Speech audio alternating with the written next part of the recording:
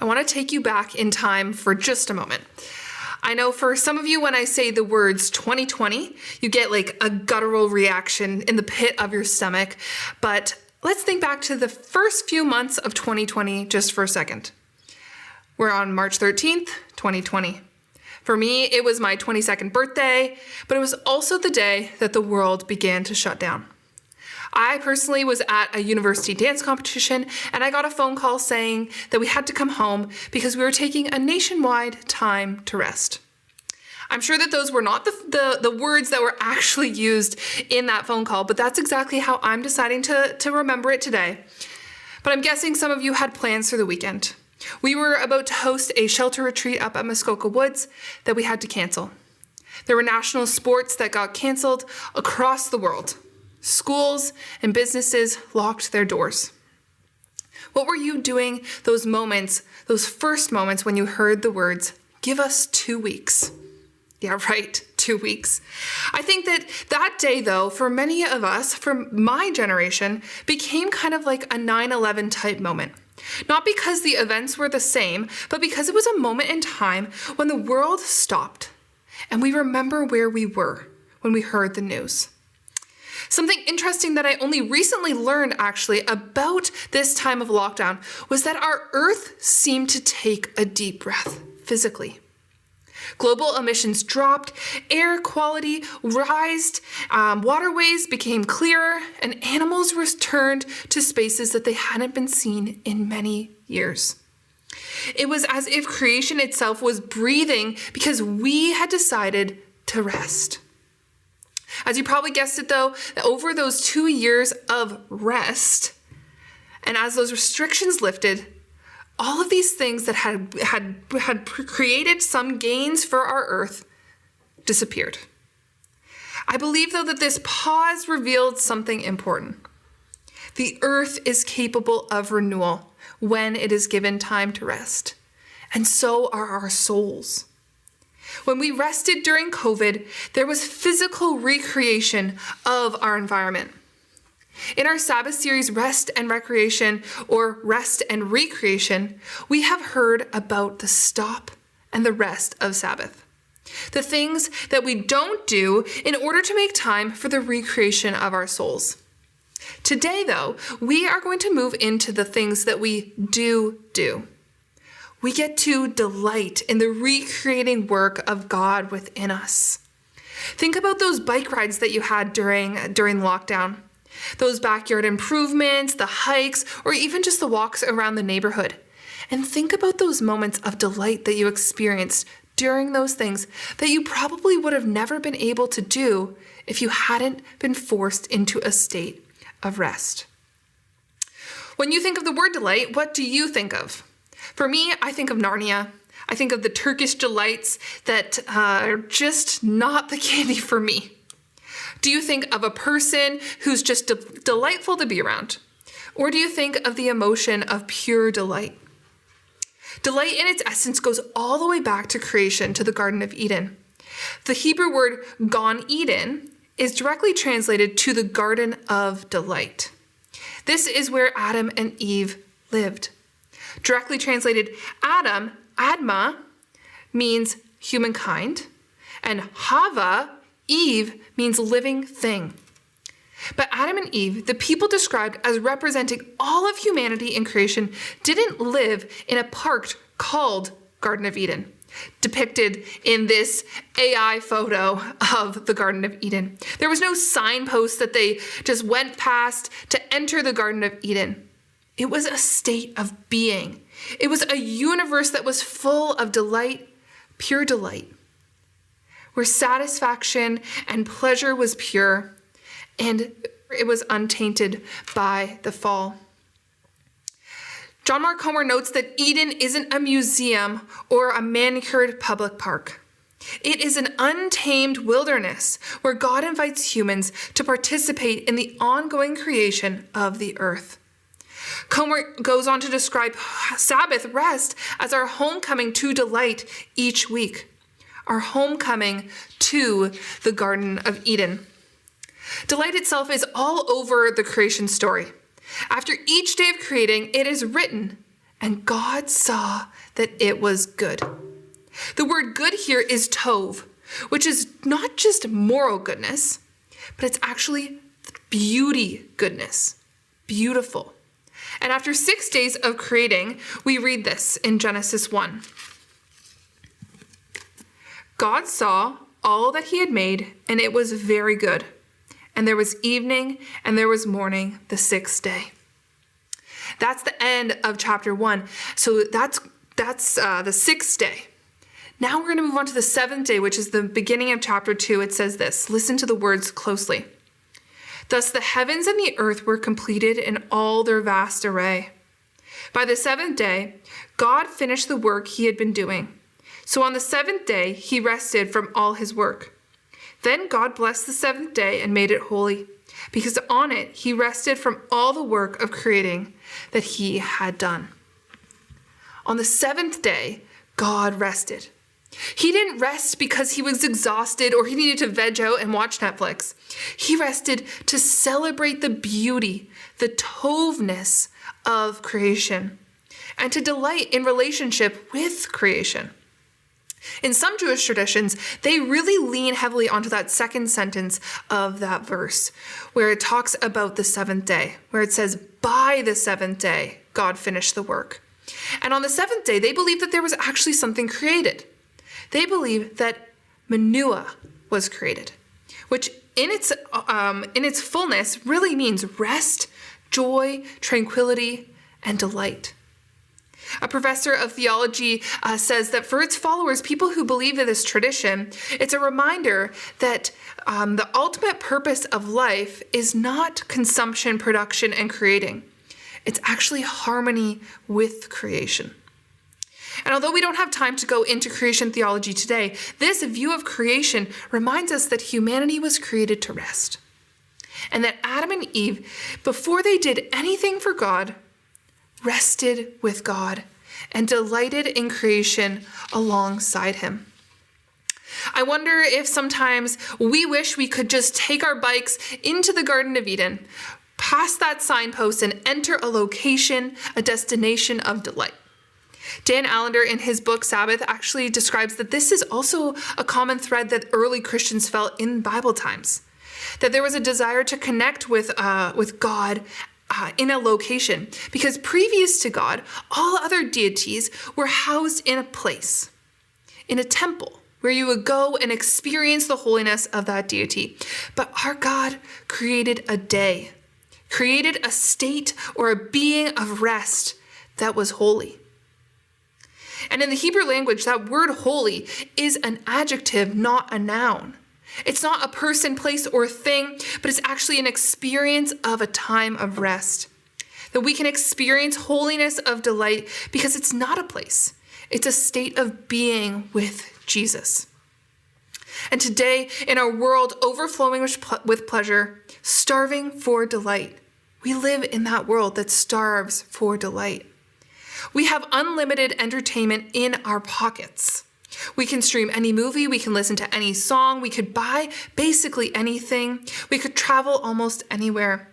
But we chase pleasure through many things like technology, success, sex, pornography, relationships, possessions, experiences, achievement. Yet for all these experiences of pleasure, we are not happier. Anxiety is rising, depression is rising, loneliness is rising. We have way more ways to escape than we ever have before, but we feel less peace. More stimulation than ever, but less satisfaction. More pleasure, but less delight. John Mark Comer says, "We are created for Eden, but we live east of Eden." And this reminds me actually of a trip that I took when I was about 8 years old with my family to Disney World. This is a place that claims to be the happiest place on earth. But if you ask my mother, I'm sure she would say that it's the easiest place on earth for an 8 and 9-year-old to fight with one another. Disney is a place that indirectly claims to be the 21st century Garden of Eden, a place of happiness, joy, and pleasure, which causes brothers, sisters, parents, grandparents, and all in between to have full-out brawls in line for any ride, or hangry arguments to decide which food place they were going to go to. But my mom tells this one story that always rings true to me and always brings tears to her eyes when she tells it. We were at the Disney castle, closing out our trip to Disney, where we were watching fireworks, the beautiful fireworks show. And there was a little girl beside us who was sitting on her dad's shoulders. And as Tinkerbell flew by on the zip line, she calls out, "Dreams really do come true." True story. My mom leaned over to this dad and said, "That was worth every penny and every fight, I'm sure of it." And I would agree, it for sure was probably worth this father's every effort that he put in. But it wasn't the pleasure-seeking moments of high-intensity rides and food and a dopamine hit that this girl's little dreams came true. It was the comfort of her father's shoulders and the beauty of a slow moment where she was able to feel delight, pure delight. We have lost Eden, and we are in desperate need of returning to it. Sabbath rest is our weekly return to Eden, and its whole point is to bring us back to the arms of our Father and experience that beauty of delight. What would it actually mean to delight in rest? To intentionally make space for delight every day, every week, or maybe once a month? Whether you're in a season that feels like you are overwhelmed, you are full to the brim, or you resist slowing down because you're in a stage where sickness, age, or life stage has threatened to take away what you can do. We have to be honest with ourselves as to why we resist rest, because this is our true design. This is where we are truly alive, truly experiencing most life with God. True rest isn't about doing nothing. It's about coming back to life, experiencing the kind of delight and overflowing joy that God has created for us. And I wonder if many of us, when we start thinking about Sabbath, we start to try to do some calculations in our brain. What can we do in order to make time or fit rest into our lives? And over the past few weeks, we've talked a little bit about how it's not about addition, it's actually about subtraction. What can we take out? What can we say no to in order to say yes to delight? How can we savor what we're already doing and experience delight in the mundane? How can we live in moderation during the week so that our Sabbath is our celebration? If we want to keep with this math terminology, I wonder if actually we could use multiplication. I wonder if we could use multiplication instead of addition or even subtraction. How we could use what we're already doing and make it multiply into restful delight. Take a meal, for example. We all have to eat dinner every night. What if one day a week we make a Sabbath meal? We make dinner, we prepare it the night before so we don't have to cook on our Sabbath day. What if we always make our favorite meal? What if we invite people over who are our favorite people that we can share joy and gratitudes with? For me, my most practical, small, mundane moment of experiencing delight daily was when I was working at an overnight camp, where I was a cabin leader, where the role's claim to fame was that I was a 23-hour-a-day, 6-day-a-week job. Doesn't really sound like I can do much subtraction to find spaces of delight, but I use multiplication. Every evening, I would walk my campers through rose, bud, thorn. A rose. What was the highlight of your day, the best part of your day? Your gratitude. Your bud. What are you looking forward to? And a thorn. What was a challenge that you faced today? Listening to the gratitudes of these campers, the pure, honest play and whimsy of kids at camp was a beautiful experience for me and reminded me of this childlike heart that we need to have to enter into the Garden of Eden, to experience the closeness of God here on earth in our rest. I wonder if when you're thinking about delight as multiplication, we could recognize that there are things in our lives that we could stack as delight, where we could stack our joy. Or if you're in the habit world, where we call habit stacking, could we joy stack?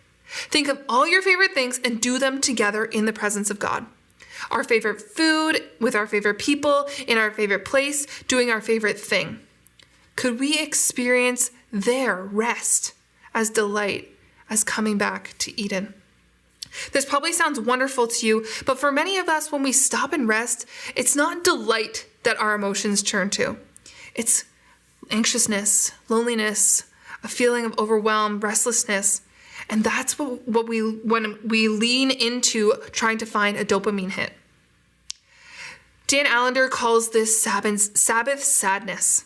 It's essentially what TikTok has coined the phrase Sunday scaries, when anxiety about tomorrow and unresolved pain rises in us to the surface the moment that we even slow down a hair or we start thinking about what comes next. When we make space for delight, we also make space for grief, pain, disappointment, loneliness, and fear. And we can convince ourselves that staying busy is safer. Brene Brown, in her writing about addiction, also says that when we numb painful emotions, which all of us try to do, we also numb joyful ones. And I wonder how many of us have a drug of choice that we run to try to numb those painful emotions while unintentionally numbing joy. Maybe it's alcohol, shopping, working, busyness just in general, scrolling. Each of these things numb out the darkness, but they also numb out the light. Ironically, the things we turn to for comfort often keep us from experiencing delight we are longing for. Addiction counselors also talk about how relapse doesn't just happen in those low moments.